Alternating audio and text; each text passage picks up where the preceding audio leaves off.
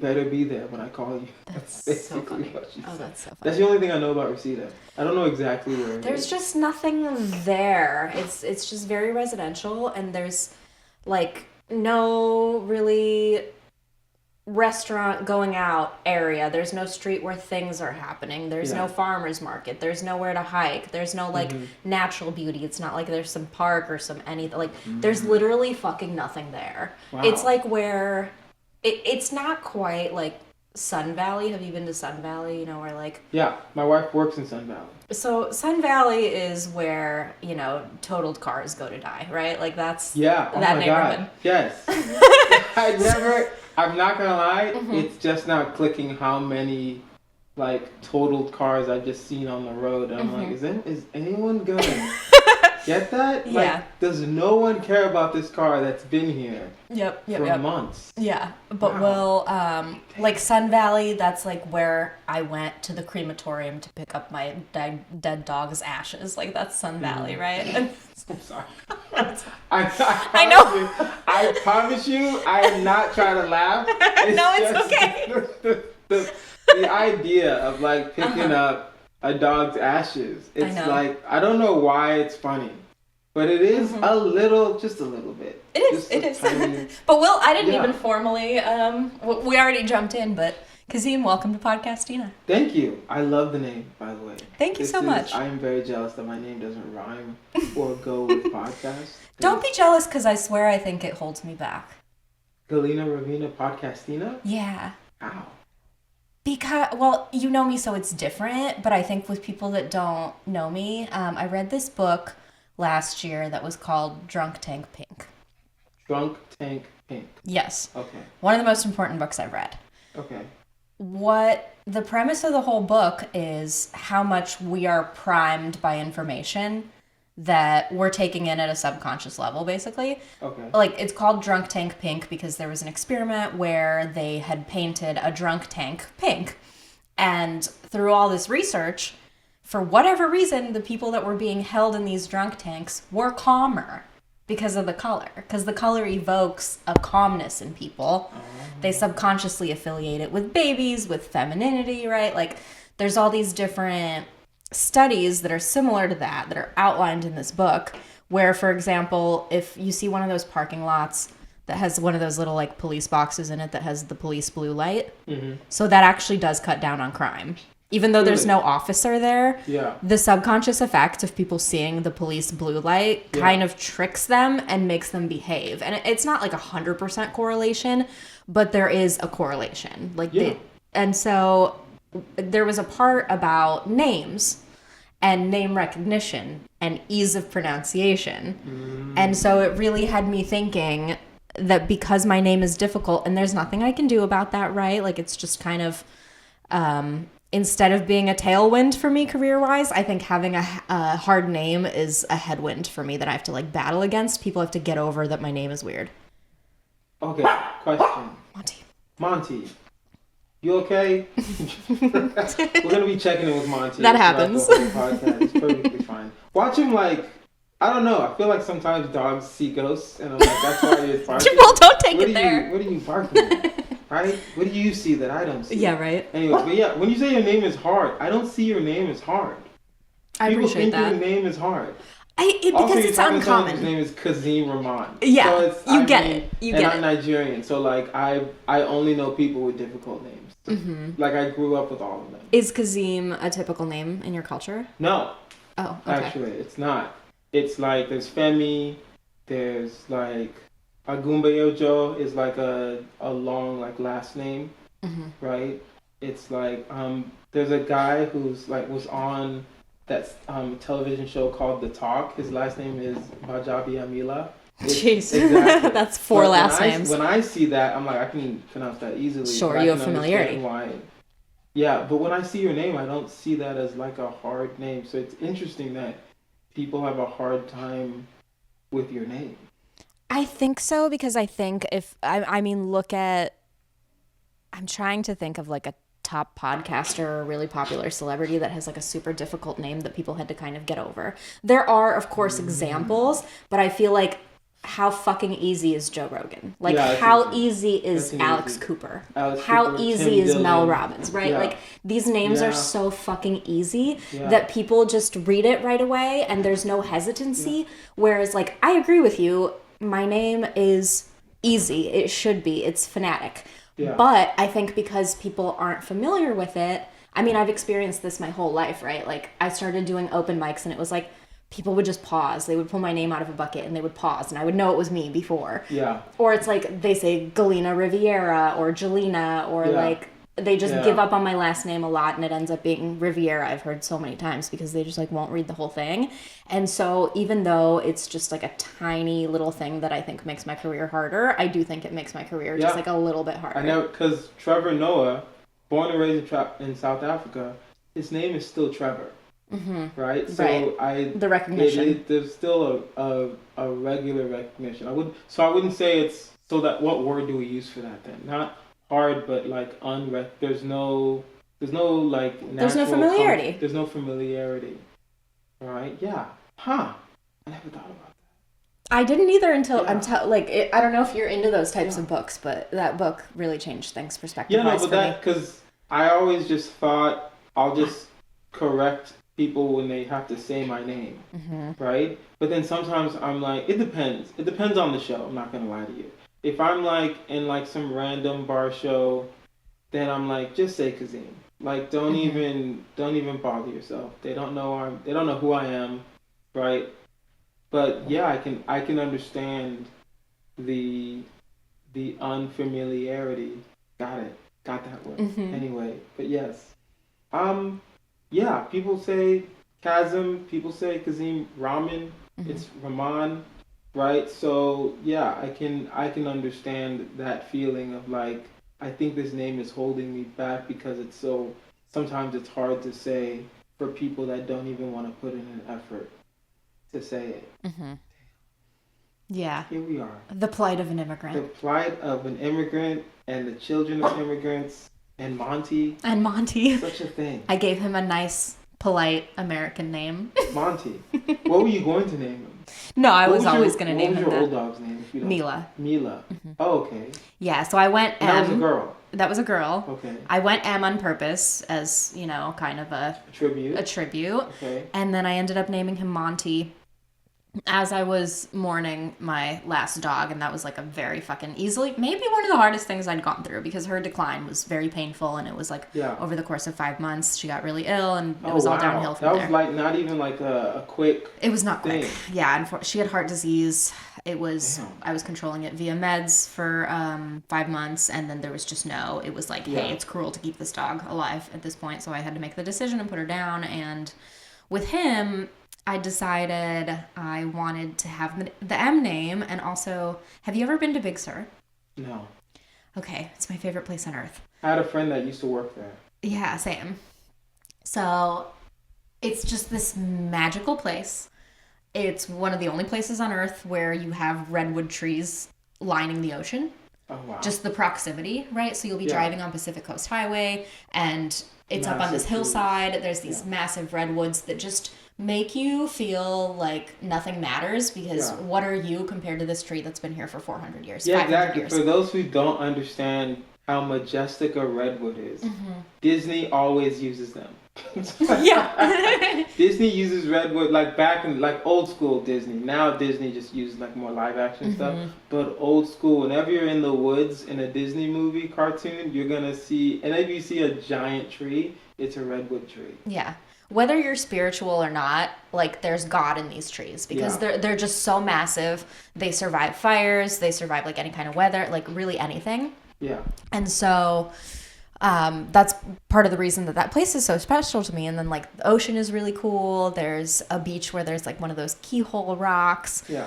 And you're a surfer. And I'm a surfer. I haven't surfed there. Can you surf there? You can. It's really cold. It's rocky. Okay. You'd have to probably go a little more north to Monterey. But there's also barely any cell phone service there, so you really just, get you to tune out while you're there, and you just get to be present, and you don't have the option, like, they're not allowed to build anything that's not already built there. So there's no billboards. There's not a ton of commercial properties. You're not going to, like, drive up there and see a Denny's or something, you know, no offense to Denny's, but it's just this amazing place. And I was like, you can't even, you can't when build you say there. you can't build anything that's not already built there. Yeah, it's just protected. Oh, wow. It's super protected So as far as state parks. you can't even, build a coffee shop or anything like that? No, it's done. You can take over an existing coffee shop? Yeah.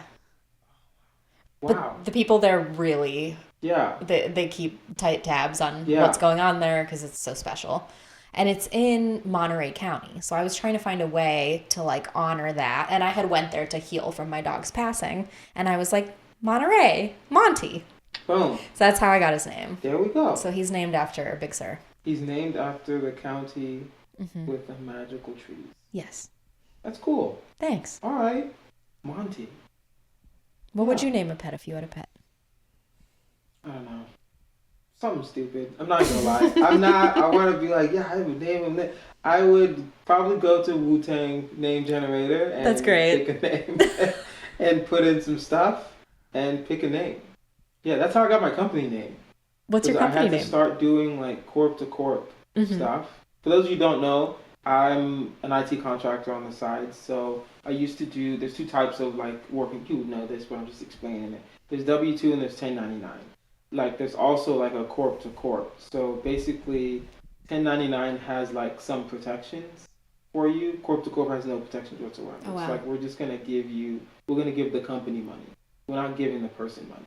So they were and they said, we're only going to work with you if you do this. And I was like, all right, well, I need a company name. So I went to the Wu-Tang name generator and I put in my name and it said Shuriken Dreamer. Right? And then I was like, oh, sorry. So I put in my wife's name and it said Lucky Bandit. And I was like, that's way better. But I can't, in my mind, I was like, I don't want people giving money to Lucky Bandit. That sounds bad. So I just put Lucky Dreamer. I love that. And then that's my company. That's such a good company name. Yeah. You got lucky with that. I got lucky with that. And it was available. The URL was free.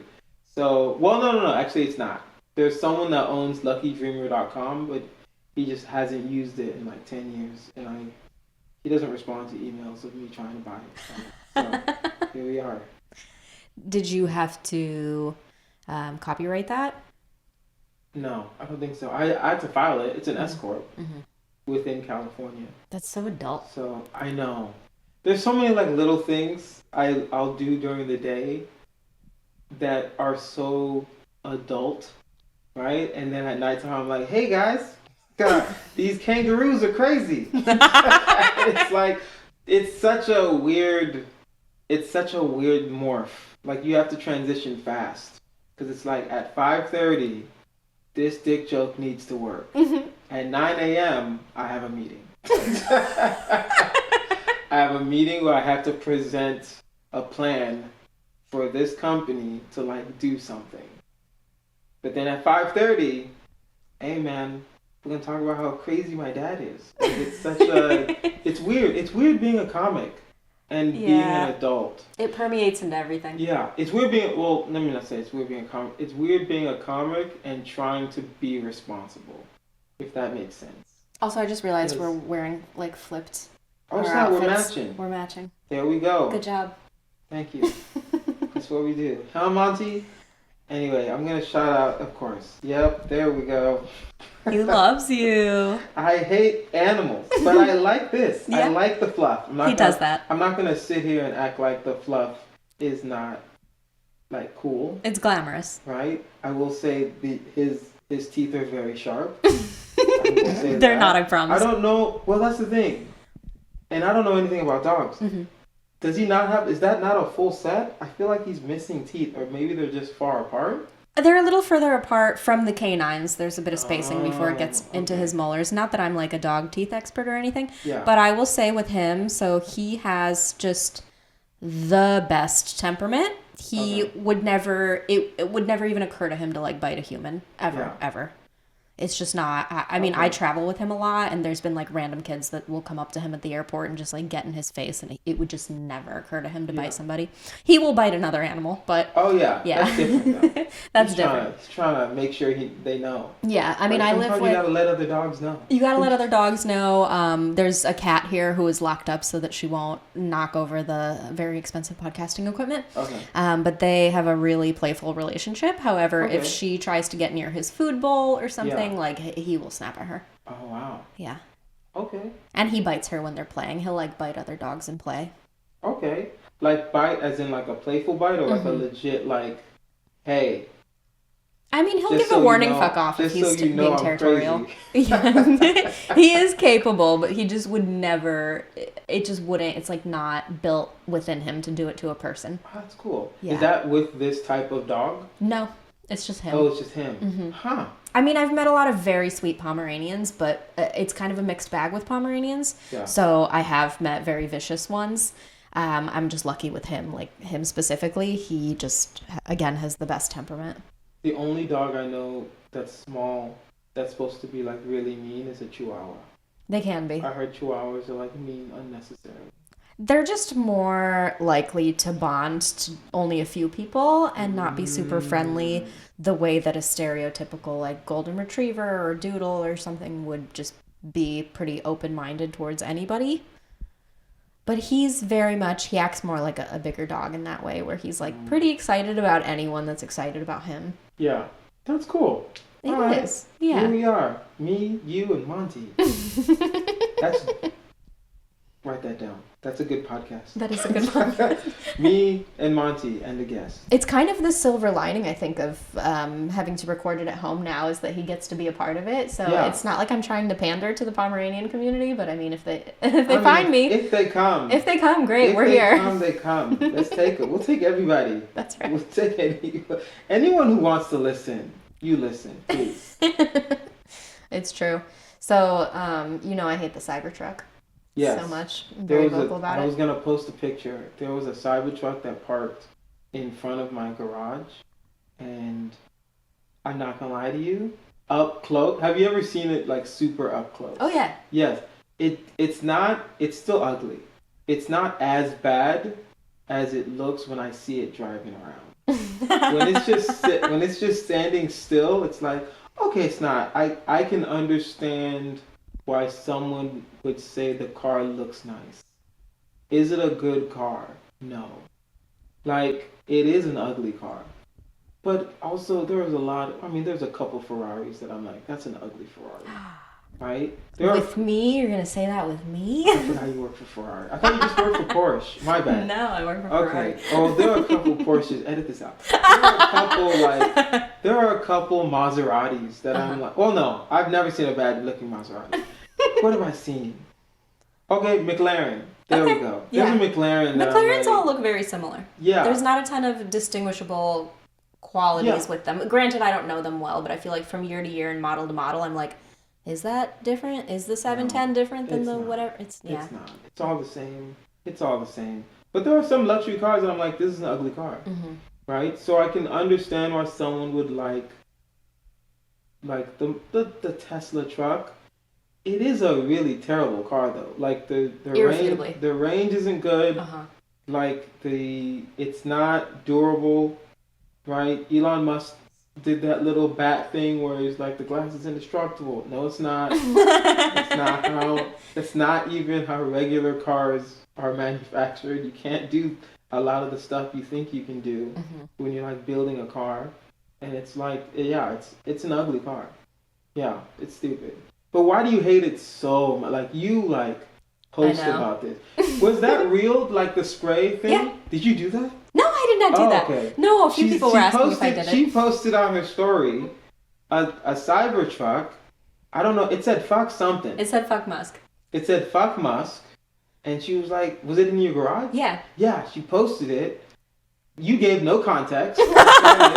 So we were all like, oh shit, Galina's really about this life. I'm like, yo, she really is like, yo, fuck the patriarchy. This is good. This is a revolution in 2025. Damn. I wouldn't do that. No. I always hate cars. I wouldn't do it either. Right? But I wouldn't spray paint someone's vehicle. Here's the thing. You should never spray paint a Tesla because there's cameras on all the Teslas. There are cameras on all Teslas. Yeah. And they're not just like a reverse camera, but like a constantly recording camera. Wow. So you're going to get caught if you do that, or at least you're going to be on video. They're like cameras. No. It didn't happen inside your garage. Mm-hmm. It probably happened outside. I think it definitely happened outside because then I saw the same exact truck with the exact same writing posted separately on Threads. And I was like, oh, that's the same Fuck Musk truck that I saw down in my thing. And so the reason, here, I'll explain my hatred. Yes. My hatred partially stems from my working at Ferrari because I would sit here and tell you that I think nobody's made as many beautiful cars as Ferrari. Like, I would die on that hill. There have been some not so cute ones, for sure. But I think just overall, as a company in their like almost 80 years of history now, like they have built more beautiful cars, I think, than any other automaker. Yeah, I'm with that. Mm-hmm. I'm with that. Yeah. So as a person who loves cars and who appreciates them so much, that is why the Cybertruck pisses me off so fucking bad. Yeah. And also because now, well, I was seeing videos last year of people showing how there's no sensor on the trunk, on the cap to it or the gate on it or whatever. Yeah. So people's like fingers were getting caught in it, and people were doing these experiments where they were like, look at the carrot get chopped in half, right? So I was seeing that and I go, aha, so it's ugly and it's unsafe. It's ugly, it's unsafe, it's not functional. It's not functional. Those tires don't work off-road. I don't know. Not a one fucking person buying that car is using it as a truck either. Yeah. You'd be hard-pressed to find it. Because guys, come on now. But I never thought someone was going to use it as a truck. You can't beat an F-150. Right. That is the best truck. That's trucking. Yeah. Right? And if you want something that's like super reliable, maybe go Toyota. Maybe Honda. Honda's not really known for their trucks, but like my dad. Dodge Ram, those are good trucks. They have a lot of good qualities. Right, but no one's saying, I need the Cybertruck so I can, haul some wood. No, no one's doing that. Not at all. So it's pretentious. Yeah. It's ostentatious, right? And then the other thing, now I'm seeing research come out. So apparently Elon would not submit it for the Highway Safety Administration to test it. So they haven't ran all the testing on it, the safety testing that is standard for most cars. And now there's all this data starting to come out that is saying that it's less safe than the Ford Pinto as far as its susceptibility to exploding on impact. Wow. Yeah. So I feel like just the evidence is continuously on my side of the argument of like hating this truck as much as anyone can hate anything. Yeah. How do you not submit a car to just make sure it's safe? That's interesting. Wow. And this is the guy that we're letting run the country. He's running the country right now. That's interesting. And dismantle organizations that are actively investigating him. Yeah, that's what's so interesting about what people don't understand he's doing. He really just he's in it for himself.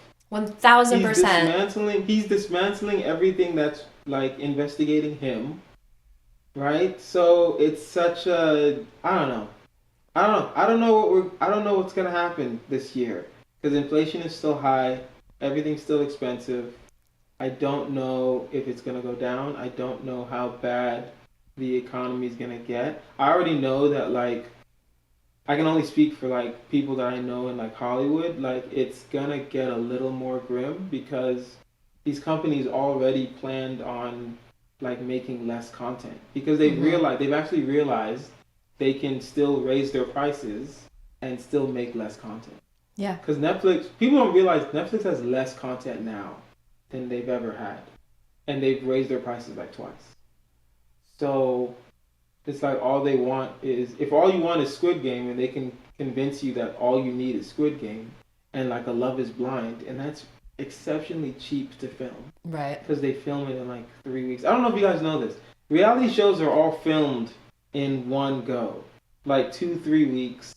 And then they just edit it perfectly. That's why all the cups are always like... For continuity. That's why they're solid cups. All the cups are the same and they're solid cups and you don't know how much alcohol is in them because it's like... Sometimes it's in the morning. Yep.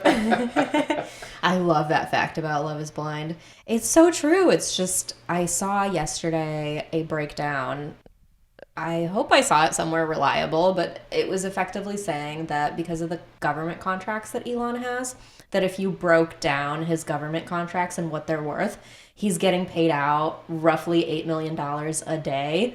Damn. And yet he's going after Social Security, which pays a person out $65 a day. Yeah. That's wild. So that's where I'm like, I really want to be optimistic. I try to take in as much information from both sides as I can.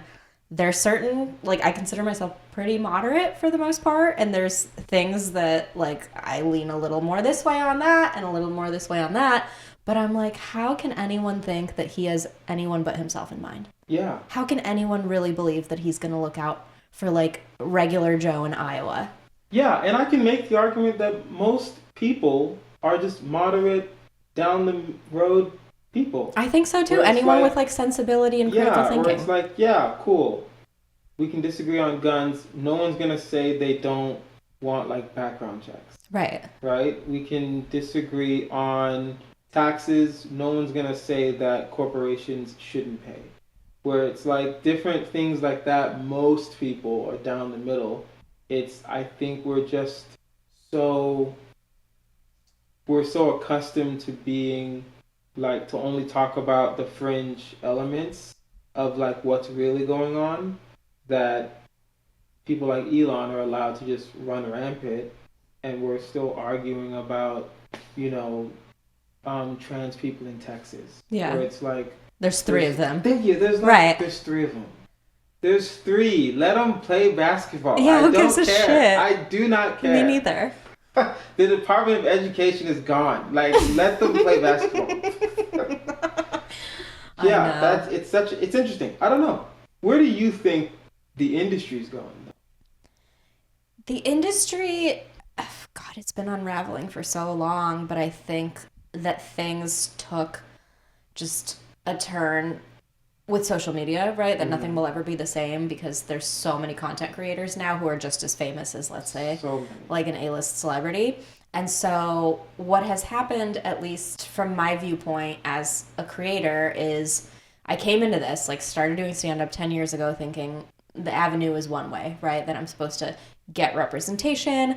The representation is supposed to get me like a Conan set, which doesn't exist anymore, or a Comedy Central half hour, which doesn't exist anymore. And then maybe you get like a TV deal or something, and that's quote unquote the path. Yeah. And what it has evolved into is that industry will no longer fuck with you unless you have yourself gone and painstakingly built an audience, which once you do, you no longer need the industry. Yeah. Because unless you do still want to go into TV, there's no reason, like there's no need. You can just go and if you can fund something yourself, you can go make a TV show of the highest caliber and production and throw that shit on YouTube and then make more money than you would make from whatever CBS deal would get cut for you, where then 20 other people in suits are going to be taking part of that money and you're going to lose creative control. That's real. So I think what's happening with the industry is that number one, they're trying to find a way to consolidate things. So they're trying to leverage the people that have built their own organic audiences, and they're trying to like take those people and give them shows, like the way that those TikTok girls had their own reality TV shows. And like, there's this girl I follow on TikTok that has Tourette's. Do you know who I'm talking about? Tourette's? Oh my God, she's wonderful. Yeah, I saw an ad for She's her. got like a TLC show now, the one that's always show. like tippity tap the rotisserie chicken or whatever. Yeah. I love her. Anyway, it's stuff like that where you're seeing. She was a TikTok girl? Yeah. I thought they just found her. No, that she got famous on TikTok. Oh wow. And I never see her stuff anymore, and I wonder if there's a correlation or if just my algorithm changed. But I used to see her stuff all the time, like height of the pandemic. She was always on my For You page. But anyways, I don't know, there's just this weird like convergence happening where the organic growth, the representatives, them going out and finding someone that they think is quote unquote talented and like giving a chance to them and trying to like build them up from zero, I think that's gone. Yeah. I think they do not fuck with you if you're still at zero. I agree. I think the days of, like you said, someone's assistant watching you at a random like nerd melt show. Right, and then they going to their like boss saying, hey, there's this girl, Galina, she's really funny. She has 0 followers, but she has like a talent. We can build her up. they're not in the business of building Nope. anymore, Mm-mm. which kind of sucks, but is kind of refreshing because I don't need you, and I don't technically ever need you. Mm-hmm. Right? I will say that entertainers are still. I mean, listen, NBC came tomorrow, and was like, "Hey, Kazeem, we want to give you. You want to do the Tonight Show set?" I'm not gonna be like, "No, I don't need you guys. I'm independent." Right. I'm gonna do that set. Yeah. Right? And I think that's still ingrained in us. But I think I think it's only a matter of time before we all realize we don't need the Tonight Show set, where we can just say, "I'm just gonna post this 5 minutes on YouTube. It's gonna get 5 million views, and I'm gonna go tour off that or something." Right? So yeah, I think it's easier now to build an audience because you can do it yourself, but it's also harder now because there's no one pushing the button for you. Mm-hmm. Back then, it was people like NBC is giving this up-and-comer a show. Right. So, boom, I'm going to send you on interviews. I'm going to send you on this. I'm going to send you on that. You're going to do this show. You're going to do that show. You're going to, we're going to put you in this movie as like a special guest star so you can get some exposure. But now it's like you have to push your own buttons, which is harder, but then it's like you're in control, which sucks, but is good because you're in control. Mm-hmm. But then you're in control, so yeah. It sucks. So it's just constant anxiety. I've had to shift my perspective around it, especially having gone through like a couple years where things were like really unsteady for me, mm-hmm. and I wasn't seeing the needle move on anything, and I never got to a point where I was questioning myself. Like, I've always known this is what I want to do. I'm going to make it work no matter what kind of thing. But I think because of what the industry was, I had to have this like come to Jesus moment of thinking like, oh my God, the lifeboat's not coming. Mm-hmm. Right? That I can't like hold out and wait for that anymore. That I have to like swim to shore myself because there's not going to be that lifeboat, like, right, that golden parachute isn't going to come down where somebody's going to like take me and hand me a thing. And it's like, I do have to just painstakingly build the thing myself. And it's tough. Like, you have to have so much mental grit and you have to just like really wrestle with a lot when you decide to take that on, because it's really hard sometimes. And it takes, like, people look at examples of people that blew up and I'm like, okay, but those are few and far between. Most people that built their own thing, it takes so fucking long. Yeah. And even the people that we know that blew up, it still took them a very long time. Right. And even then, as they were blowing up, they were driving themselves crazy. Right? I'll use Morgan J as an example. Right. Of like, Morgan J didn't always have that guitar. Mm-hmm. He was just a regular stand-up. And then he started playing music a little bit. Like, he would do stand-up and then grab his guitar and do some songs. And then he just did songs only. And then now he's doing more of like an interactive music, auto-tune thing. But that was all like, that all came with multiple networks, multiple agents, multiple managers being like, I don't get it. I don't get what you're doing. For over a decade. Yes. Forever. Literally almost forever. Right? So, yeah, I think that's such a good analogy. I never even thought of it that way. Because I always used to say, no one's coming to save us. Mm-hmm. Like, we have to figure it out. We have to swim. But the way you said, it's like, there's no lifeboat coming. You gotta just start swimming. Because it does feel like you're drowning after a certain point, and I think that's why I thought of that, because There's no after a certain point, Galina. Every day. This is constant. You wake up and you just have to be like, all right. Like, that's basically, you have to just, like, damn it, I still want this. Yes, damn it, I still want this. Because people, and it's so interesting that the average person, even some comics, don't understand what it takes. You're a comedian. You have to be a graphic designer. Mm-hmm. You have to be a podcast engineer. You have to be a video engineer. You have to be an SEO expert now. Yeah, SEO expert. That's just 5. Yeah. Right now, that's just 5. You have to learn how to send proper emails. You have to be an amazing scheduler, your own personal assistant. You have to essentially be a script writer. You have to be a producer, and you have to like be your own marketer, like your own agent, essentially. That's 10 things before your day job. Right. That's a lot. It's a lot. And you have to wonder if, competency has become such a big element in it now. And the people who blow up now are the people that can do all of those things.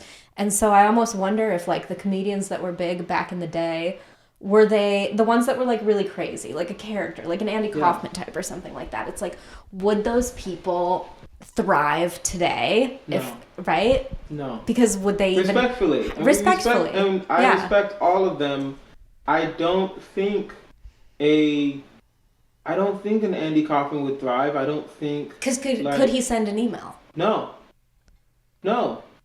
Right? I don't think an Andy Kaufman would thrive. I don't think like a Sam Kinison would thrive. Right?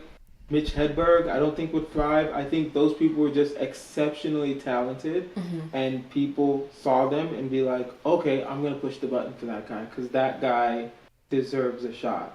And no one's doing that for us. Yeah. Right? So it's just, well, some people are doing that. There are some people that get pushed by like the improv, but then they're like, Levity is also a management company. So, if you're managed by the people that own comedy clubs, it'll be a little easier for you. But you still have to do stuff, right? Because they still need to make money. Yeah, and they're not going to... I don't think they have the attention span to push one person with 100% bandwidth either. Yeah, that's true. So I think if you're someone who... Like, I'm trying to think of who had, like, an amazing trajectory. Laura Peak has had, like, an amazing trajectory, right? But none of it would be there if she wasn't constantly writing and improving. Like, her stand-up is so strong that, like, whatever push she's gotten has been alongside... Monty, stop barking. It's been alongside the assistants, right? Like, they go hand in hand. So there's not really an example anymore of, like, a Sam Kinison type. I can't think of a single person who's, like, unhinged or presents unhinged that has, like, made it lately. No. Everyone that has made it, I know personally, all of them work hard. All of them had to do a bunch of stuff. Even like Trevor Wallace. Right. Trevor does a lot. We did open mics with that guy. Yeah. Like I remember the first viral video he did with the White Claw video. It was like, ain't no laws when you're drinking White Claw. And like, he was at the Flappers open mic that night, and we were all like, yo, dude, your video's blowing up, bro. He's like, yeah, I made like t-shirts. And then the next week, he was like, yeah, White Claw called me, like they canceled the meeting because I wasn't supposed to make t-shirts. He made his own t-shirts. Oh, that's so funny. Like, I didn't know that. With White Claw, you can't do I remember when the video got big, but it's like he was still paying $5 and showing up at Bert's back room and like doing the fucking mic. We were still working. And it's such an interesting way now of like, you see these people, especially because we're like behind the curtain now. Yeah. So it's like now you see the people that are blowing up, that are doing stuff, and you're like, yo, they worked, right? They're like maniacs when it comes to like writing sketches. They're like, if you're doing like three sketches a week is a lot. It is a lot. If you're doing one a day, that's insane. Right? And I don't even like sketches. You'll never catch me in a sketch. You'll never see me, unless I'm being myself. Right. You'll probably never see me in a sketch. That's just not what I do. Right? And that's the next wave, I think, where everyone is finding their own thing. You have to find what you're willing to do, and that was part of just part of the motivation for me to like bring this podcast back, because it's a thing that I do really enjoy doing. As much as it's so much work and can be tiresome, and I catch myself complaining a lot just about the level of work that has to go into this, but I enjoy it at the end of the day. I wouldn't be able to get through all the tediousness of it if I didn't really enjoy it and I didn't look forward to doing the recordings, even though it's like some of the stuff, do I love booking? Do I love sending out emails and keeping tabs on all that stuff? Yeah. Not really, but people I do love the recording. Yeah, it's like people cancel, people have to reschedule. There's dealing with like the studio, that when I was like dealing with Spotify, it was like a lot of logistics stuff and a lot of stuff that I didn't have control over. So that's tough versus doing this. But you got to find the thing that you're willing to be that consistent about, because it's like everything, not just in career stuff, but like everything in life is just on the other side of consistency. But you have to find the thing that you're willing to be consistent with. Yeah, That's true. That is true. Willing to be consistent with and finding the thing that you do easiest that you love the most. It's Yeah. like finding your style as a comic. Of like, what jokes do you have that you love doing that work the best, and then that's your style. And that's your style as a comic. Your style can change. You can switch up some things, right? I have like maybe two one-liners, right? I could write more, but I'm not really like a one-liner kind of guy. I'm more of like a setup, punchline kind of guy. I have a couple stories, but it's really just setup, punchline with me. Yeah. Right? So yeah, I just want to do my podcast, stand up, and writing some scripts. And that's about it. I don't want to act. Right? I'm good friends with like the assistant to the VP of casting at Warner Brothers, and I feel like we're good friends because he knows I want absolutely nothing from him. I don't want. We're just friends. Mm-hmm. I don't want anything from you. I'll call him and ask him like what's going on in the industry. Right? But then I'm just nosy. Like I just want to know everything that's happening. Yeah. Right? So yeah, that's it. That's why I don't know I don't know how the industry is going to react, which is interesting because YouTube is coming back with YouTube TV. Like they're letting independent people like create seasons now and like make it look like an actual Netflix show. So it's like now we all have to be our own independent studios, which is another thing to the 10 other things I mentioned earlier, yeah. Which is so wild. It can be. What do you do? And yet we still want to do this. We still want to do this. That's the thing. Yeah. It's like, I'll stop as soon as I want to stop, but yeah. And I'm reticent to say unfortunately, but unfortunately I want to do this more than I want to do anything else, yeah, and that's why I keep going. I don't want to do nothing else. Like I really do think about that, where it's like, because I was talking to my friend Kanis the other day, and we're both Nigerian, and we have so many like friends that are like doctors and lawyers and like pharmacists, and I was like, yo, if I was a pharmacist, I would be miserable. Like I wouldn't like my life. Yeah. That sucks. Like I need to create. I need to like express my art. Like I need that. Right? And we're insane. And that's fine. It's fine. It's a trade-off. Everything's a trade-off. Yeah, everything's a trade-off. So what do you do to motivate yourself if you're not feeling up for doing any of the things that we need to do? Do you have like a way to push through? It's more of like a constant reminder, a constant reinforcement. I try to take things one day at a time, right? I try to take things one task at a time.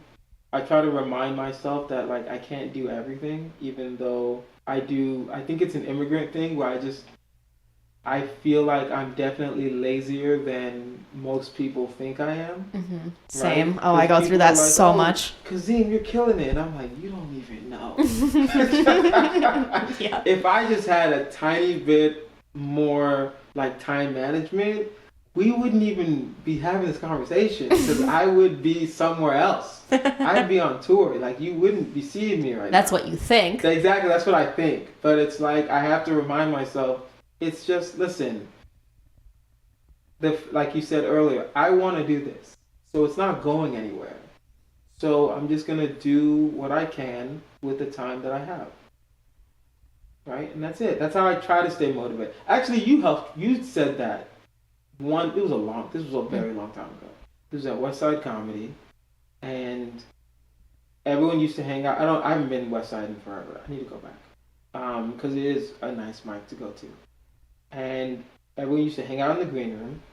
And I said, hey, Galina. You're like, hey. I was like, how you been? And then you were like, I'm good. And then you paused and you were like, I could complain, but like, I'm fine. I'm glad I said that. I'm fine. That's exactly. You don't remember saying this. No, I don't. You're like, I could complain, but I'm fine. I have a job. I love my friends. I'm all right. I'm good. And I was like, yeah, that makes sense. I could be complaining, but there are people that would love to be in my position of someone that knows exactly what they want to do in life. And I just have to try to stay grateful for that, even if it's like a little thing. Right, that piece of it. Just knowing where you want to, like what I want to do, how I want to do it. That's where I'm going, and I try to just stay cognizant of that as much as possible. Of course, sometimes I go crazy. Of course, right? I want spots. Yeah. I send my emails. No one responds, and that's fine. I know. Right? I send my Instagram DMs. You read them. They read them. That's what's so funny about Instagram DMs. Mm-hmm. I see you read it. Yeah. I see you read it. And you don't respond. And that's fine. It's so hard because it feels so personal every time it happens. It feels personal, but you can't take it personal. Yeah. Yeah. You really can't. Because I've been on the other side of it, and there's been reasons why I've maybe not responded to booking requests, and that we're not just... There were times where I was like, no, where it was personal. But there were a lot of times when it's not personal, when it's just a logistical thing. I promise you, I've never seen it be personal. Even if the reason is I don't like you. Right. That's not... I wouldn't say that's necessarily personal. It's more, I'm going to book people that I like. Right, that too. And that's fine. It's just part of it. And that's perfectly fine. And that's part of it. Right? I mean, I still follow up. Like, there are some people that my DM just like, hey, would love to be on your show. Here's a link to my stand-up, blah, blah, blah. 2 months later. Hey, just following up. Yeah. You know, 2 months later. Hey, I just want to follow up real quick. Just say that. And then I'll wait like another 4 months. Like, hey, I just want to follow up. And then at the fourth month, at that time, like, hey, Kazeem would love to have you on. And I'm like, oh, okay.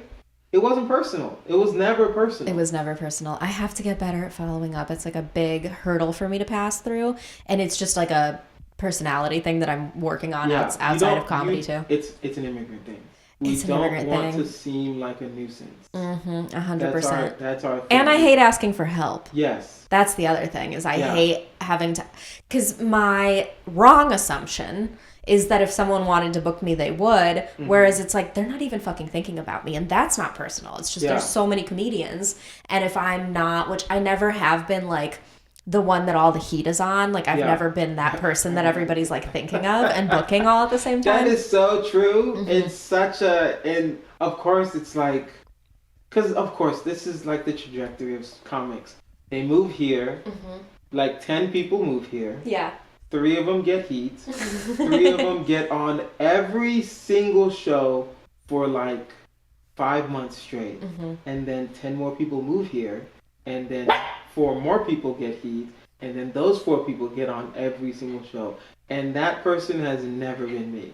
No, me neither. In any capacity. But I also started stand-up here, so I think the community here, I'm like, oh, are you guys still thinking of me as that, like, fucking trash shit garbage comic that started 10 years ago? Because, like, that's not my fault. Everyone sucks when they start. But I think some people think of me that way still, and it's like, oh, I wish you would just, like, watch a set that I've done within the last year. Yeah. But I don't think they will, and I can't even hold it against them.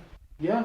Because I feel that way, too, about certain people. And then it's actually really fun and refreshing to see someone that I started with and see the growth and be like, oh, whoa, oh my God, look at all this work you've been doing and how much it's been paying off. But I think when you start here and you're just around, you become this like floater background character in people's careers.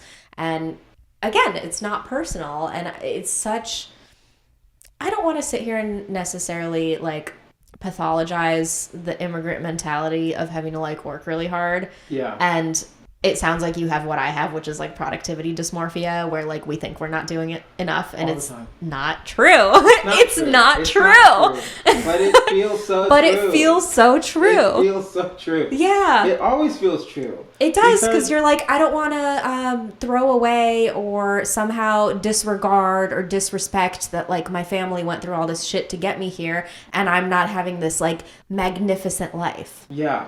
Yeah. Yeah, that's just like, I don't want to say it's trauma, but it's more of like the way, it's just like you said, the immigrant mentality of like knowing whatever I'm going through, my parents went through worse. Right. And they made it. Right? Or whatever making it is to us in our respective communities. Right? So here I am with these dick jokes, just which is not engineering, it's not science, it's not math, it's not accounting, it's just these dick jokes, and I'm trying to make it, but you can't have the one-to-one comparison, right? Because it's like I said it a long time ago on the podcast. It was like the way for a comic is never I do this, I get that. Never. Never. That's what it is in most careers. You go get your pharmaceutical degree or whatever thing that you need to qualify for that job, and the end result is most likely that you're going to step out with your degree and you're going to get that job. Yeah. Like, yeah, there's some hurdles, but not nearly as many as there are in a creative pursuit. Yeah. Yeah. And here we are with these immigrant minds, and we're doing pretty well. Right? What number episode is this? This will be like 65? 65. Yeah. That's a lot of episodes. I know. That's a lot. Yeah. Most podcasts don't make it to 10. Right. Most. Right? And you're on episode 65. And I'm never stopping. Like, I will do this thing until I can't anymore. Of course. Yeah. And I'm sure some people are like, yo, Galina, you're killing it right now. You're doing a lot of stuff. And in the back of your head, you're like, yeah, but I woke up at like 11 today. Like, I could have, I could have, I could have scripted some stuff. But I don't do that. That's the crazy thing is I really have so many things going on, like running my notary business, doing the podcast, doing stand-up, taking care of a dog, taking care of my body, trying to have a social life. The thing that gets neglected is my dating life, unfortunately. Yeah. That's the thing that I'm like, for whatever reason, unfortunately, comfortable like cutting back on because I hate dating. And because I'm like, oh, okay, well, there's no time for left for these things. Which things am I going to sacrifice, right? Because again, everything's a trade-off. Yeah. But the amount of things that I am getting done, like week to week, there's just no way I can realistically.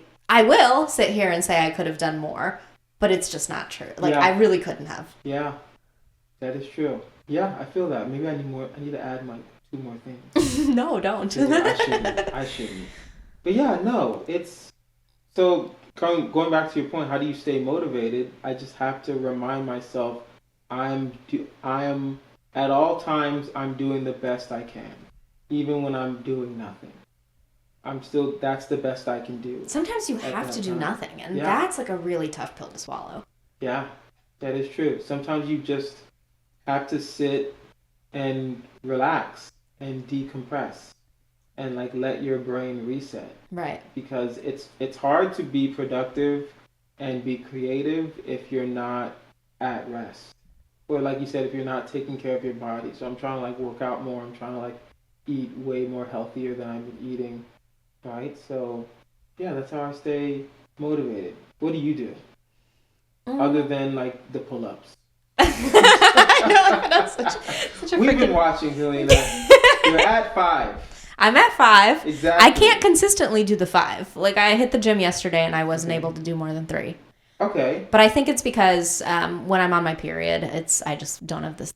You know, 100%. The average a woman can do is 0. I know. That's the average. I know. When I read that, I was like, that's insane. Yeah, being able to do 1 is like a feat. Yeah, exactly. And you're at 3. I'm at 5. You're at 5. Yeah. That's pretty good. Thank you. That's pretty good. Here's how I'll explain it. So there's 3 parts to me and my obsession with working out right now, and I guess pull-ups is just like the thing that's been like an easy little measure of what's going on. So this all ties into what we're talking about. I feel like I've been putting so much, like I just passed my tenure in stand-up, so that was like a crazy mile marker, right? Like that's really good. It sent me spinning though. Wait, you started in 2014? Yeah. Yeah, same. End of the year or end of the December 6th, 2014. I just started in November 2014. Wow. Yeah. Oh my goodness. Crazy. Yeah, I know, it's wild. But I had started with this kind of measurement or barometer or whatever that at 10 years, that's the average of when you make it, right? So when that number started creeping up on me, I was like, oh fuck, I haven't made it. And exactly what we're talking about, like with the podcast and with the stand-up. It's like I do all this stuff, I input, and I'm not getting like the output yet. Doesn't mean it's not coming, just means it's not on my timeline. So my like number one motivation with working out is that is a place where I can exert my control issues and I can put in so much work and I get results no matter what. Like I'm in the gym, I'm putting in the work, the same amount of work not the same amount, but like a similar amount of work, similar amount of effort that I'm putting into podcasting and comedy, but my body actually changes. Like I actually get the output 1-to-1. Yeah. Wow. Yeah. So that's kind of been Monty. There's a dog in the hallway. Shh. Hey. Wait. It can smell it, or it can just sense it? Oh, I can hear it. Oh. Yeah, he can hear it too. So anytime there's like another dog barking, hey, shh, enough. Okay, come here. Shh. It's okay, Monty. It's okay. I know you're a good boy. But yeah, that's my thing with the gym is it's a place where I can have like the 1-to-1 input output and I can actually get like a little bit satiated by seeing results, whereas I'm still waiting for the results in all my career stuff. That is the purest way of saying you do this, you get that. That's the purest way, working out and eating healthy. Yeah, and it shows me that I'm capable with, even though I should know by now that I'm capable, and yet still I'm constantly fighting those like mental demons of, oh, you're not working enough, you're not doing enough. Yeah. But when I go to the gym and I'm consistent there, I actually get to see like, oh, it does work. Like what you're putting in your life is actually amounting to something. Yeah. And then I got kind of, I went to Costa Rica in October. I went for surf camp. Yeah. And I wasn't sure if I could physically handle paddling for 7 days straight. Okay. And so I figured like if I get too tired of paddling, it's dangerous, right? Like you can't be in the ocean and your arms are too spent. Yeah. You just can't have that happen. So I started training my back really hard. Okay. And I started doing assisted pull-ups at the gym because I was like, oh, that's going to get my lats trained. And then all of a sudden one day I could do a pull-up for the first time in my life. I just like tried out of curiosity and was able to do it and was like, what? I can do it? Holy shit. And then that kind of made me obsessed with it. Yeah. We also probably could always do it because you surf. So you need a strong back, I think. Do. Yeah, right? You definitely do. To like get up fast. To paddle. To paddle. Yeah. Okay. But yeah. Huh. It's interesting. But yeah, I think, and this is such a weird thing to say, but hopefully you understand what I'm going to say. Because I'm not trying to be mean. I'm not trying to sound mean to other people. Where it's like we're in this industry where we do see, quote unquote, for lack of better words, lazy people get opportunity. And that in your mind can be like, well, maybe I just need to work harder. Maybe I just need to continue to keep working because this guy's or this girl's doing nothing and getting all these shows, all these opportunities, all these things. So like, what am I doing? So that can also like mess with your head a little bit when you're like trying to figure out how hard we should be working because you see people that do not have a podcast, that don't have a podcast, don't write anything, but they're just getting stuff. And it's like, well, how is this possible?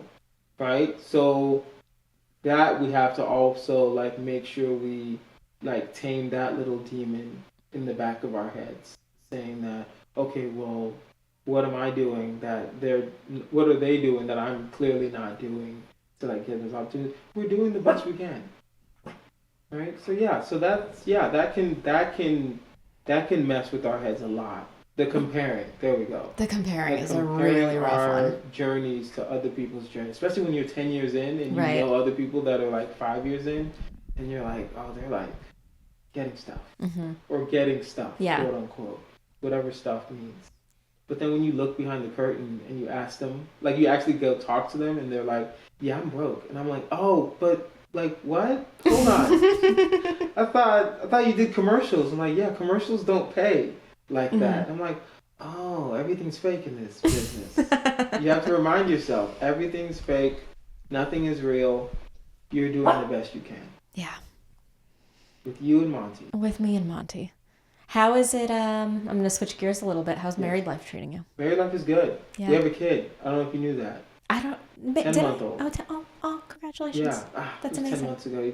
I mean, still. It is. So funny. Like, Galina, come on. Come on. I think we're done with congratulations. Like, the kid is here to stay. Like, you can, congratulations if it's like a brand new car. But congratulations on a 10-month-old baby. I think you're a little late. It's like saying happy birthday like 2 weeks later. But if you posted about it, I probably would have congratulated you when I saw it. No, I've never posted. I never posted about it. Okay. Yeah. No, I just told people. When I see them, when I see you in person, I'll be like, yo, I had a baby. They're like, oh, snap, really? And I'm like, yeah. Yeah, no, it's fun. It's cool. I think the baby grounds me. Yeah. Right? Marriage mostly motivated me more because I'm like, okay, well, now if I'm going to say I'm going to do comedy, I have someone watching me. So if I'm going to tell her, like, I'm going to this show or, yo, you know, we're eating dinner, but I'm going to have to leave like 10 minutes earlier than how we usually eat dinner together because I have to work on the script. I kind of have to go work on the script. I can't just be on my phone. And I think having the child really grounds me in the sense of now my purpose is deeper, right? I still feel like my purpose is comedy, but now it's like it's comedy for me, but then something else for the child, right? Like I'm living for my family now, if that makes sense. Of course it makes sense. No, I'm curious how it's informed your views on relationships, like what's been your biggest takeaway from being married as far as how you interact with your wife. It's such a dip because when you're a comic, it's different. Relationships are so different because you have to basically over communicate, right? Because when I have a show, I'm not home. Right. Right? And usually, for me, I can only speak for me, when I get shows, I'm never able to post like a March, like say March, here's where I'm going to be. I've never been able to do that because I have to ask for shows on a Monday to see if there are any open spots that week. That's how it's always been. I've never gotten shows like months in advance, right? And sometimes it's like a Saturday morning and someone in like that's running like Don't Tell OC is like, hey, I had a drop. Can you come today? And I'm like, normally I'm like, yeah, of course. Now it's like I have to go to my wife and be like, hey, are we doing something tonight? Are we good? Because I just got an offer. Are you good with this? And most of the time it's yes, but I still have to like just be like, hey, I'm not gonna be home. So over communication is like a thing, but then also keeping the balance, right? Where it's like I don't just go out just to go out anymore. Where it's like if I go out, there's a reason I'm going out. Where I'm and yes, sometimes I will go out just to show face and just hang out a little bit because that's part of it, right? I do want to know who's outside. I want to know, who's doing stuff, right? I want to know who the new comics are, who the hot new comics are, who the funny guys are. I want to know. I just want to know who they are. I want to meet them, right? Because I feel like you do get inspired by your peers, but I won't just always go out just to network, right? Sometimes if I'm going out, it's like I'm going out, I'm working on this one joke, and then I'm coming right home. Or it's like I'll ask to go first, and then I'll just come right home, and stuff like that. So I would say, yeah, being a comic in a relationship is hard. It's a lot because you're with someone that doesn't you can explain it to them as much as you need to. They don't understand how comedy works. They don't understand how the Does she have a normal works. job? Yeah, she's a nurse. Oh, okay. Like she's one of those I got this degree, I have this job. Yeah. Kind of things. So if explaining to her, like, because I recorded a half-hour special last year, explaining to her why, like, every Saturday until this special, I have to be gone for like 3 hours to work on this material. Like every weekend, I'm out the house because I don't get time in Los Angeles. I have to drive to Orange County every Friday and Saturday like having to like explain that to her took multiple times. Yeah. Because it doesn't make logical sense. No, it really doesn't. If someone doesn't do it, they're like, you're doing what for free? Yeah. You're paying to driving, what? You're driving, and I explain, no, babe, 20 minutes. I'm getting 20 minutes of stage time, but you're doing it for free. Are you not getting paid for this? I'm like, no, that's not. No, because you have to record, and then they have to edit it, and then they have to send it to you, and then like you guys go back and forth. Right? And then it's the final product, and then they go sell it, and maybe I make money. Maybe. So it's like, it's over communication, understanding that comedy's not going anywhere, right? So I can take a day off. I don't have to always take that show, right? I don't have to always go to that open mic. Right, but then when I do go to the open mic, I'm there for a reason. I do a lot of work at home. Like I'll write the joke at home instead of writing on stage and stuff. So, sometimes I won't go to the open mic. I'll just call a couple friends and be like, "Hey, is this funny?" Because I don't feel like spending $5 or going and sitting for 3 hours. That's the toughest part, I think, to explain to other people, because just not a lot of other jobs, and the ones that I feel like we could reach for and be like, well, it's the same as when an NBA star goes and practices. And it's like, is it? Yeah. It's not LeBron in the offseason. Yeah. Of course, we understand that. But it is similar to where he's working because during the season, right, he wants to perform. And that's we have a season, basically we have a game whenever we book a game. Right? Sometimes we don't book a game for weeks. Right? Doesn't mean we can't practice on the jumper. We still have to go practice the jumper so we can stay ready. And that's it. So understandable. I mean, we're not making millions of dollars yet. Yes. But, we're trying. And this is our passion, and this is our art form, and I wouldn't trade spots with anybody. Honestly, I wouldn't say, go make $300,000 a year being a doctor. I'm like, no, I'd rather grind it out and be a comic still. Well, because you can never trade places with someone in parts. You'd have to trade the entire thing. And so you'd also be getting stuck with whatever all other stuff that person has going on internally, externally. And that means you're in med school for 10 years. And that means you're swimming in debt. And that means you're liable for... It's interesting. With the medical stuff especially, I really couldn't do anything in that field. I had a part-time job for like a second last year where I had to touch people, and it dawned on me that I'd never... No, back up. You can't...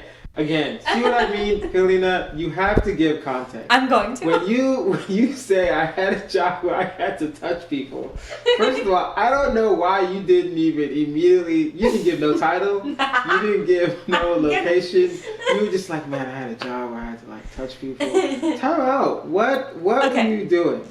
I always forget the acronym, but it's some TSM maybe. It's a little machine that you put on people's heads to treat depression and sometimes anxiety. Okay. It's like electrodes go in their brain. Okay. And there's, maybe it's TMS, maybe not. Let's just call it TMS for the sake of this. So I was like the TMS technician for a hot second. Yeah. I was just like covering somebody that was traveling. And I had to put a little cap on people's heads. Yeah. And then put the machine on their head. Yeah. And it had dawned on me that prior to that, I had never in my entire life had any kind of job that required touching people. I had worked in customer service before. Stop. So you're telling me your job was just going to someone and putting a beanie on them? Yeah. And you're like, this is too much. Yeah. You're like, man, I don't want to do this anymore. There's something so uncomfortable for me about touching people. They're not even, you're going behind them. Are you in front of them when you have to do this? Yeah. You're in front of them. Are the wires already there? It's already connected to the machine. All you have to do is put it on. Mm-hmm. And you're like, this is too much. Yeah, it was just so uncomfortable for me. No. What is God giving me? I just couldn't. But then I think... Why have you so forsaken me, Lord? Why? I'm touching people's heads. That's the funniest thing. I don't know why I can't get away from this because I know you want to continue. But that is the wildest thing I've ever heard. You're like, man. First you're like, man, I had a job where I had to touch people. I'm thinking you were a nursing assistant. Right. I'm thinking you had to like clean bedpans. Or well, something. That's why I can't even imagine doing that. You put stuff on people's heads. Like you didn't even. No, I couldn't. You didn't even have to talk. At the most, you were like, "How was your day?" And they were like, "I'm all right. All right, cool. We're gonna do this." You had a script, most likely. I did. Wow. And then I think about even like the women that do my nails, and I'm like, I could never hold someone's hand and touch their nails and like cut their cuticles and file their. There's just something about it that like really weirds me out for whatever reason, where I just like couldn't. I did it and I was like, oh my God, how do people like do even more intensive things? Like, how does your wife just like put needles in people? I don't know. She's comfortable with it. I don't think she doesn't do that anymore. Oh, okay. She's a nurse practitioner. But she had to. Like, she when she was a nurse for like 4 years, she was doing all of that. Yeah. Right? And then, I don't know. Have you ever had a job where you had to touch people? No. Do you think you could? Could you get past that? No. See? So it's not so weird that I freaked out about it. Well, I could do it, but I wouldn't want to do it. Mm-hmm. No. Weirdly enough, I would rather like go like be like a mechanic or something else. I wouldn't want to do like you said, touch people. Mm-hmm. I wouldn't want to be in the medical field. I'll say it like that. Instead of saying just touch and people. Certain service industries too, I even feel like if you're a personal trainer or you do hair or you do makeup or whatever, like there are so many different subsets of careers. Yeah, my barber does touch me. Yeah. Even inappropriate. Not like that. But it's just an odd. I mean, it just really narrows down the scope of things. But then a lot of people, I'm sure you've been told this multiple times, are like, "How do you get on stage?" All the time. And I'm like, because I need to. With ease. Yeah. Because we're crazy. How do you get on stage, Kazeem? Trauma. Emotional damage. Like we're trying to heal ourselves. It's an art. It's the purest form of art, where it's like there's no lip sync, there's no auto tune, there's no track behind you. It's just you and your thoughts, and your job is to make people laugh at the things you specifically find funny, and that's the magic of it all. And it's a selfish pursuit for me, where I think, like, someday... For everyone, right? And, like, we're going to die and people are going to be like, oh, she was so generous. She just loved to make people laugh. It's not about making people laugh. It's all about me. It has absolutely nothing to do with it. No, I couldn't care less. I remember I asked somebody, they were like, yeah, but how do you write your jokes? And I said, okay, well, I think about what makes me laugh. And I try to convince other people to laugh at what I'm laughing at. And then they were like, but you don't, like... worry that maybe the audience doesn't find what you find funny, and I literally was like, no, I'm gonna make them laugh at what I find funny. That has nothing to do with them. I'm not thinking about the audience. I'm thinking about what I'm thinking about is funny, and then I figure that out, right? And if they don't like it, then I'll find something else that I think is funny, and I'll make them laugh about that. That's right. And I just rinse and repeat. Yeah, it is. I mean, every artist is selfish. Every artist, it's self-expression. Right. It's exactly. not expression of the audience. Like, yes, I'm saying what you're thinking in your head, but it's what I'm thinking. We just happen to match thoughts. Yeah. So yeah, it is very selfish. It's right. It is thought matching. I like that. I like that as a visual. Yeah, that's a good visual. Clip that up. Thought matching. Me, you, and Monty. That's right. That's fun. Yeah, I don't know. So, question for you. What do you want out of this? And I think that's a big question I think everyone's starting to answer now. Where it's like, especially when you're like 10 years in, we're both like 10 years in, and we have to like sit down and be like, okay, well, 10 years from now, someone says, Galina, you are killing the game right now. What are you doing? It's part selfish and part I do have like a bigger mission that I think I have thought about that has just seemed like a good fit over the last couple of years. So selfishly for me, like this is the life I want. Everything's selfish, Obviously, by the way. yeah. You don't have to Sure. say selfishly. Yes, you're good. Besides Stop the it fact, with the immigrants. I know. Besides you're the not fact, happy to be here. You deserve to be here. Go ahead. Anyway, outside of me obviously enjoying this and hoping that it morphs into a living where I'm comfortable, I'm able to support myself, I'm able to support my family with it, like outside of that, that's a given, right? I also I see so much conflict between genders right now, so much misunderstanding, and you have like all the talk of the male loneliness epidemic, and you have women who are just like fucking sick of it, and on the other extreme end of it, like the 4B movement and stuff. Are you familiar with that? No.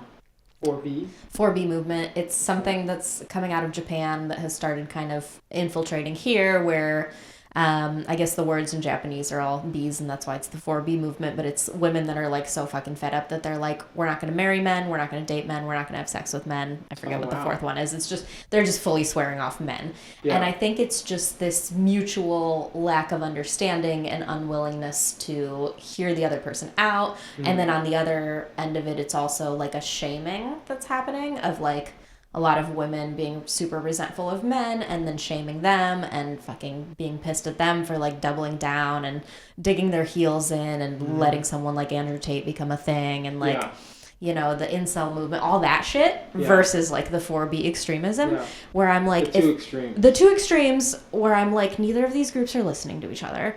They're both making things worse. Really, like everybody just wants companionship and love. And instead of digging their heels in, and I think, like, incels are never going to fucking listen to me. Like, the men that hate women, they're never going to listen to me. They're only going to take information in from, like, a man. But I would hope that just what I'm trying to, like, move towards and build towards with this show is to kind of have, like, a safe place for, I guess, women to communicate what they want and for men to, like, communicate, quote-unquote, healthy masculinity, even though I think that term is, like, a little bit not my favorite. But I think that it would be nice to have a space where I could be like, hey, men, this is why we're mad. And I'm not trying to shame you. I'm trying to hold your hand. Like, hey, guys. Yeah. Hey, guys, we're angry. This is why. This is why. Yeah. Our feelings are hurt. Can we bring them to the table? And also to maybe create a platform where men can be like, well, this is why our feelings are hurt because you guys have been telling us that we're fucking useless if we're 5'4". Like, well, no one should love us. Like, there's all this. I don't know why that's so funny and weirdly true. Where it's like, yeah, I know I've met guys that are like shorter and just are angry because women are like, yo, I only want a guy 6 foot and up. Yeah. And it's like, but you're 4 foot.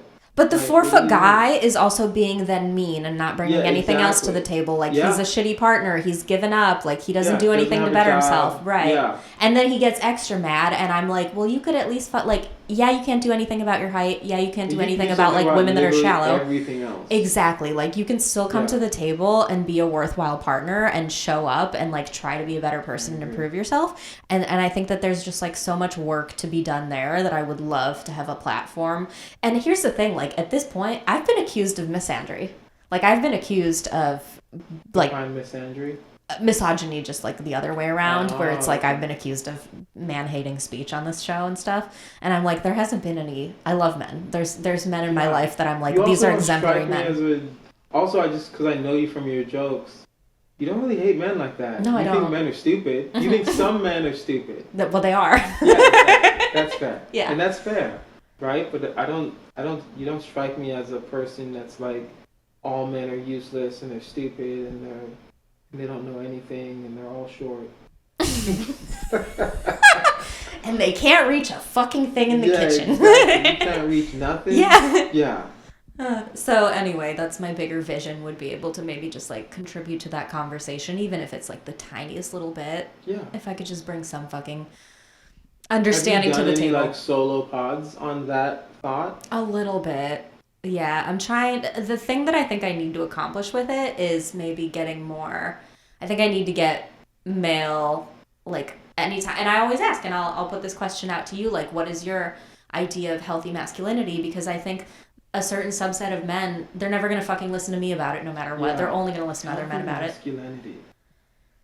That's a weird 2 word together. I I know, and I hate it, but it's like, what does that mean? But because I also don't think, because I think I understand why they want to say healthy masculinity, because I feel like what the masculinity that Andrew Tate, like people like Andrew Tate, right, will say is masculinity, some of that stuff's not really masculinity. Some of that stuff is just, you're just being an asshole. Yeah. Right? And I understand that you think that showing strength is strength, but most of like the most dangerous people you'll meet are some of the, like, have you ever like seen Mike Tyson in like an interview? Mm-hmm. He's so nice, mm-hmm. and he speaks very calmly, right? And he will murder you with his hands. Yeah. Like, it's such a, like Khabib, like the UFC fighter. So calm, so polite. That's masculinity. Right? So I would say that. That's healthy masculinity if we want to use that. I don't think, I don't want to use the word healthy. I want to say real. That's real masculinity.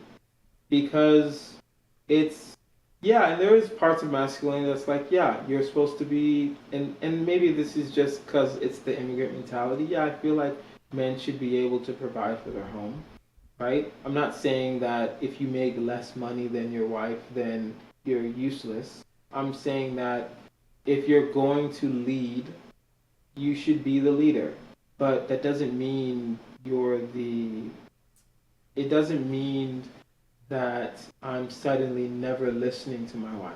It means that I'm the CEO, right? The overall direction of where this family is going is my responsibility. And then I still need to go to my COO to say, okay, this is where I think we should go. How do you think we're going to get there, right? We need a new car. We need this. We need that. This is where I want to go. What do you think? And then she'll say, well, I think this. I think that. And I'm like, you're wrong. Be quiet. Go to the kitchen. No, that's wrong. I'm joking. Clip that. No, exactly. Don't clip that. But yeah, I think healthy masculinity is showing strength, but a lot of men don't know what strength actually is, right? You should, yes, be able to defend yourself, but don't be ready to fight at all corners of the world. That's weird. That's the weirdest thing to me, because some of the most dangerous, I know people that train like police officers. They're some of the nicest people. They don't want to fight. Someone that actually knows how to fight, that knows how to handle themselves, they don't want to fight. They don't want to. They just know how to defend themselves, right? And then you'll always see people that are just ready to fight all the time. I don't see that as masculinity. Maybe that's just me, right? But I don't see that as strength. Strength is being able to control it. Strength isn't being able to unleash it at any given moment. That's stupid, right? I would say real masculinity is being able to control your strength, but also being able to control your emotions. And sometimes I do have to like explain to my wife why, like sometimes like how I come at things. Like I don't have, and of course I'm not trying to down women, but I don't have the luxury of being able to make decisions based on pure emotion. I can't do that for my family. I have to think about it from a pure logical perspective, or else the family will fail, right? Because if it's just emotions, I'm quitting my job tomorrow. Right. Screw all of you guys. How dare you disrespect me, right? By making me work extra or anything like that. Logically, okay, cool. I can do this, I can do that. In a couple months, I can move on from this, get a different contract, get a different job, get a different position, right? I have to always think with logic when I'm moving, because if both people are thinking with emotion, that's a downfall. I need women to think with emotion, because then that inserts humanity into all our decision making, because Right. that we can't. Not everyone can. We can't always think with logic, but you can't always think with emotion, and that's why it should be harmonious, in my opinion. And because you couldn't, what you were saying about the protector role, you can't fulfill that if you're Yeah. just flying off the fucking handle. Yeah, exactly. If I'm always wanting to fight, that's thinking with emotion, right? But if I have to assess the situation, like, okay, right now we're all good, we're safe, car is locked, house is locked, right? We're good, right? That's thinking with logic. But yeah, that's healthy masculinity, in my opinion. I appreciate that take so much. Kazeem, I could keep you all day, but I know Yeah, I I cannot. could. Just here with Monty. What's up, You've Monty? bonded with Monty. Yeah. Please tell people where There's they can fur find all you. over me. There's no fur on you. I'm just saying that. Yeah, no. You know the sad part? This isn't fur. This is just lint. I don't know. I said fur, but I'm like, no, I'm good. Yeah. Does she shed? Does he shed? Not really. Ah, okay. Monty likes me. He does. But yes, how do you find me? I have a podcast called Tough Choice with Kazeem Rahman. I would love to have you on. I would love to do I'm just it. putting out that information right now. I record from home, so come when I record from home and I work from home. So whenever you're free, whenever you have to travel back to the valley to like watch someone sign a paper, I don't know what notaries do for Exactly that. But I feel like you guys are like certified witnesses. We are. Essentially. Okay, that makes sense. Nailed okay. So yeah, whenever you're in the valley, just give me a call. And it's 30 minutes. It's fun. It's Tough Choice with Kazeem Rahman. You can look up Tough Choice Podcast and you'll find me. You can find me online, Kazeem Comedy, Kazeem Comedy, all one word, on all platforms. And yeah, I'm out here just doing shows, living in Los Angeles, having a wife, having a kid, living life. I love it. Thank you so much for doing the show. Thanks for doing this. Of course. And thank you everybody for listening. Bye.